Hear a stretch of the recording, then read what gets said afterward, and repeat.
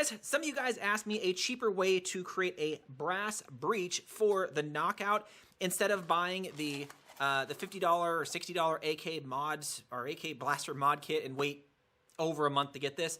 And after I did a little bit of research, yeah, you probably don't need to go this route. I had problems with this, so did a lot of other people, especially with fitment.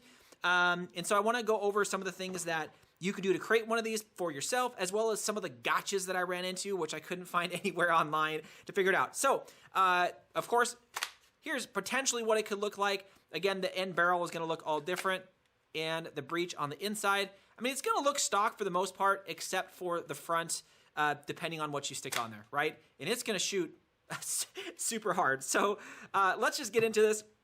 I got a red one here just for demo purposes. Pretty much you open it like normal. Now, if you want to do a spring, you can, right? A spring came with mine. A spring is about $6, so it's not too much. But one of the things you're going to notice on the Knockout is it's going to have these little tabs on the bottom. And you guys can probably see them here. It has these little tabs that are glued, so you need to like break them off. There's no way you're going to save them. They're going to break off, and there's about 4 of them that go around here, so it makes changing the spring difficult.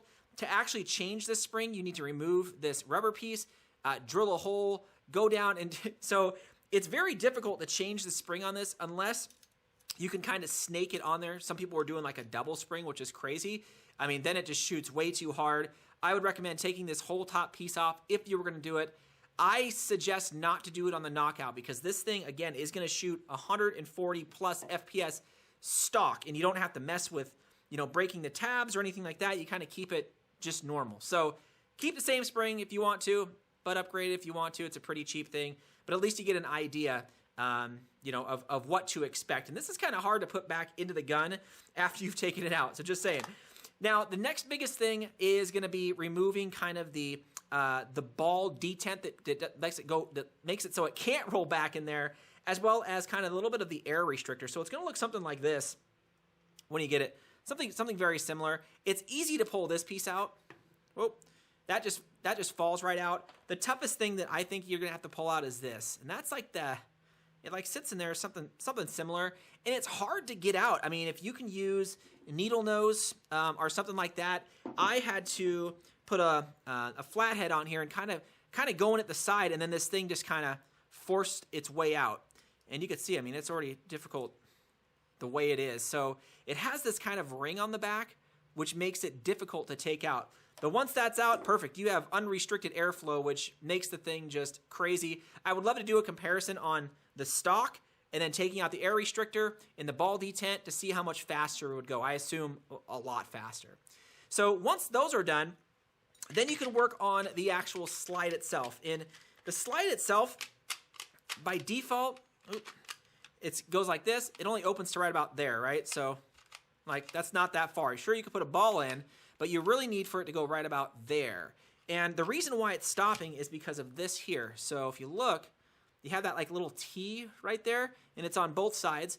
All you have to do is dremel this out, or, you know, have some pliers or something like that. I recommend dremeling it out. This way it's smooth. The smoother you can make this, the smoother the barrel is going to come out and then hit this back piece back here. This gives you about another ½ inch if it can go all the way out, and that's that extra ½ inch that you need. So you can, again, you can kind of see it right there. Just dremel that out on both sides.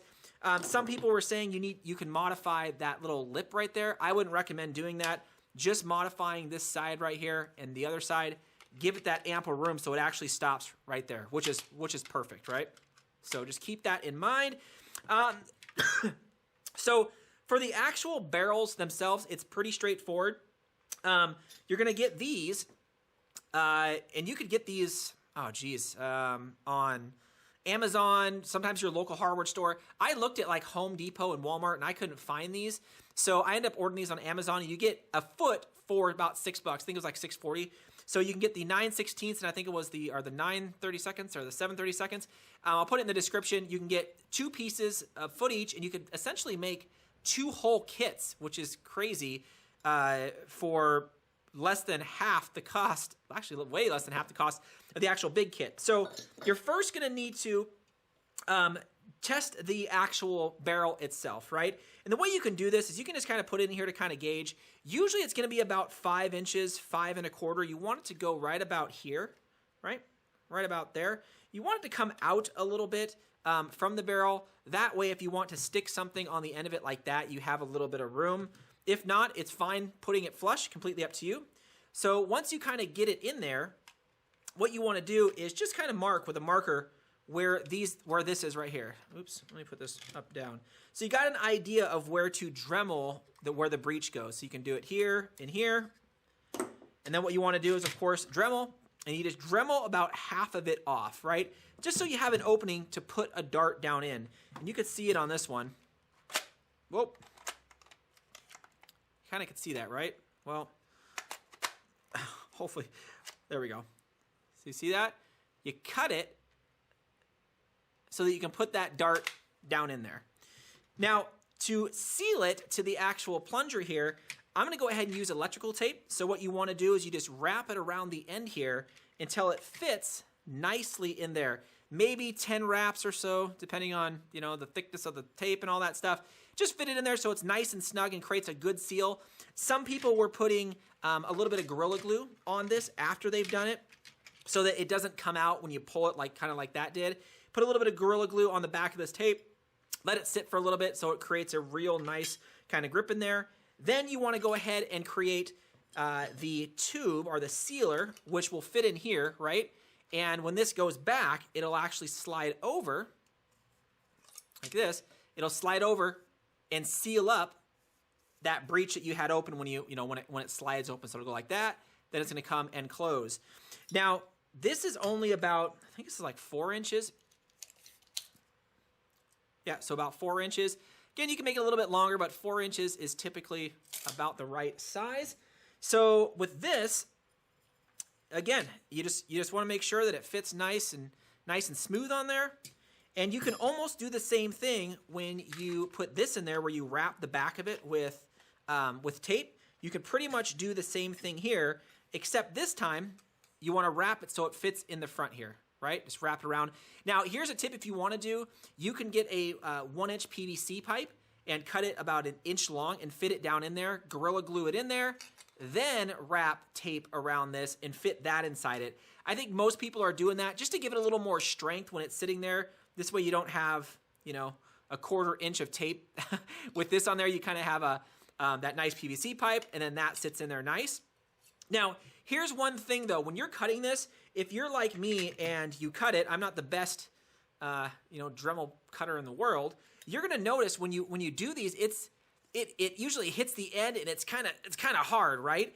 So to get some of those burrs and everything off, what I can do, or what I did, is I just put my needle nose in the end here, and I kind of just went around like this. So it kind of actually pushes the end of it out a little bit, but it also takes off any burrs that are on the inside of this that would stop the inner tube from closing, right? So it's just something to think about. See how smooth that is? This is like super smooth comparison to my blue one, which it's a little binding in there, but I'll maybe fix it later. But it is definitely it definitely binds, and I didn't put any glue on this one just because I thought I was going to reopen it later on and fix it. So I didn't put any glue. Now, the last thing is going to be the actual spring itself. So if you have one of these that is not super bindy, you can definitely, put this in there pretty easy. Now, this spring itself goes to this little post right here. So if you go like this little post goes right here, as you can see. And then that gives it that extra little oomph that go forward, right? But if yours binds a little bit, you can get one of these little springs or a spring kit at Home Depot or Walmart for like $2 or $3. Or you can double up springs. It's kind of up to you. But if you have a smooth brass and breech, then perfect. It should be able to slide forward with no problems at all. You might have to, let's see if I can tilt this here. You might have to Dremel this front part down, like right here. You can see this. There's like a little thing right here.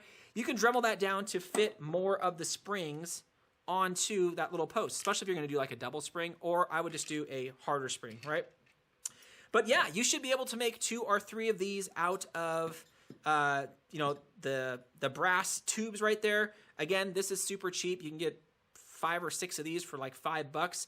So really, for about $20, or so, maybe about 18, you can create 2 of these kits for these knockouts, which is a huge saver over, of course, the $50 kit. So, let me know what you guys think. Definitely subscribe, guys, if you haven't already. Thanks again, Fox fans.